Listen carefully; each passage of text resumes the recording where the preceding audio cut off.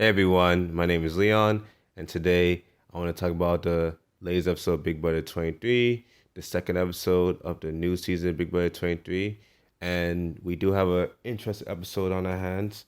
So for me, I think it's pretty interesting, where see where the nominations turn up to be, and eventually when we got to nominations, there was two people that were put on the block that I initially did expect that would go up under the new HOH, which was Frenchie, based on the deals he made.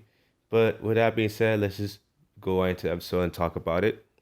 So Frenchie won the HOH. That means him, um, Azza, Derek F, Phaedra, and I forgot the fourth person. No, oh, I know. Britney's safe. So those four are safe, so they are not allowed to be nominated, which is good for them.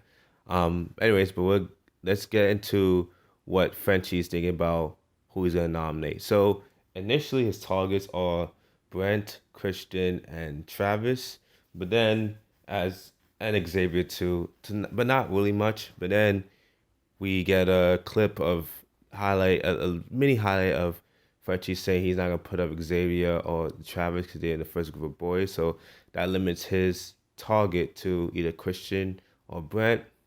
Then we see him target with Brent a little bit, and Brent tells, Frenchie a story about, how he lost his dad and, you know, how why he is the way he is. And Frenchie seems to be sympathetic with him and then didn't, want to target him anymore for that, which is fair. I think in terms of the game of Big Brother, I think it's good to have, to get to know people on a personal level. Because when you get to know people on a personal level, it makes them more human. You know what I mean? Because it's easy to talk about game, but if you're not connected with a person, then you're more likely to be able to be expendable to people around you. You know what I mean? But anyways, so Frenchie no longer sees Brent as his target. So that leaves his main target be Christian, and that means he's gonna have a pawn up there on the block. The question is who that pawn is gonna be. But then they introduced a new competition called a wild card competition, which is pretty interesting to say the least. So now you have it's kind of the wild card competition kind of reminds me of Big Brother 18 when they have the I think it's not the MVP like Big Brother 15, but it's like I think the road it's called the roadkill. It's kind of similar to that, especially the first competition too, where you had to, if you do certain things, the time it goes faster, or you get time to deduct it. So I think it's just that they decide who plays. So basically, it's three players, one from each of the other teams that are not safe, get to play, which is pretty interesting. So you eventually have Christian, Keelan, and Hannah play, and Christian surprisingly wins this one. So, Christian is actually a comp beast so far. He's won almost every competition he's been by himself. The team competition, he didn't win that because, it was a team thing, but he was involved. But basically, he won every competition except for that one. So, pretty interesting. Anyways, this wild card competition is a safety comp, so it's good for him because he keeps so safe, and he didn't even know that Frenchie at first was targeting him. So I think it's good that he saved himself. Anyways, so now with Christian no longer being available to be a target, Frenchie has to go to other options. So I think this episode kind of highlights a little bit of what Frenchie was doing in the live feeds. If you have the live feeds, you get to see more of what Frenchie is doing in his HOH week that kind of got some people skeptical about him, I guess. If not skeptical, then they just wondering like, what's he doing. So he's doing things like listening to conversations, walking around a lot, and all that stuff. And I guess we'll get to see the next episode about, how interesting Frenchie's HOH has gotten. I would say that. Very interesting. Anyways, so at the end of the episode, we get to see that Frenchie decides to put up two people that I didn't expect.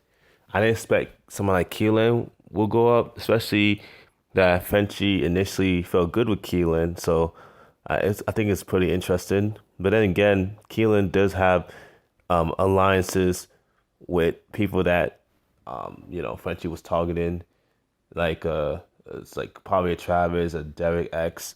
Like those are another people that Frenchie wanted to target, but Frenchie ended up putting Keelan Block next to Alyssa, and Alyssa was somebody that Christian hung out with a lot, so I guess that made her a target. But I think the curious thing about putting Alyssa up because he initially said he's not putting any of the ladies up this week, so really interesting. That's why I said the noms were kind of surprising to me. So I think it's pretty interesting how you know Frenchie went around, how he approaches noms. So I think we are in for a surprising week.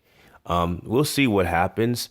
I think personally, not Christian. I think Frenchie should have not made so many promises to so many people. I think he should have kept his nom options a little bit open so he would have less, room to lie, and he'd be less likely to lie to people. I think he just say, "Hey, I'm keeping this amount of people safe." So I feel like he promised almost everybody safety, but you gotta have your options open. So now with these nominations, he's always seemed to be a liar, somebody that's not trustworthy already. So we'll see how it works out for Frenchie throughout the season.